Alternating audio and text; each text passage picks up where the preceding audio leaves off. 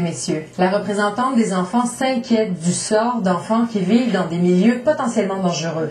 2000 enfants vivraient chez un membre de leur famille au passé parfois douteux. Sophie Rousseau est à Victoria. Sophie, qu'est-ce que Marie-Hélène Turpel-Lafont a découvert en étudiant le programme de placement d'enfants chez un membre de la famille?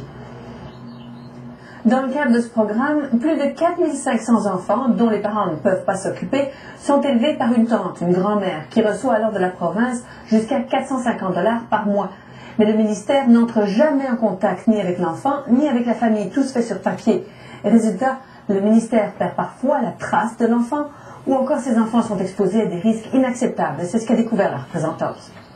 Certainly criminal records like sexual assault, aggravated assault and so on. These are matters of significant concern. Agressions sexuelles, violences, de nombreuses familles d'accueil, dit-elle, sont approuvées et financées par le programme malgré une infraction grave à leur dossier.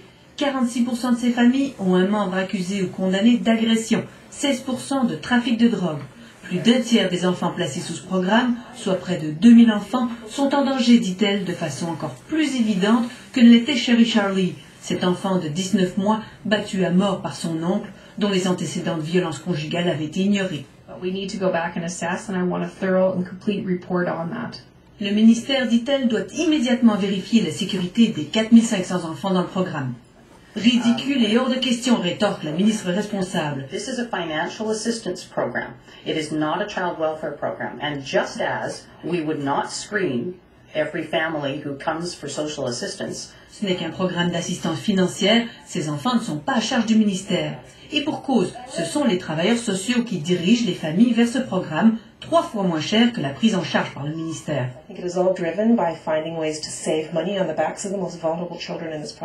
Preuve, dit l'opposition, que les économies passent avant les enfants.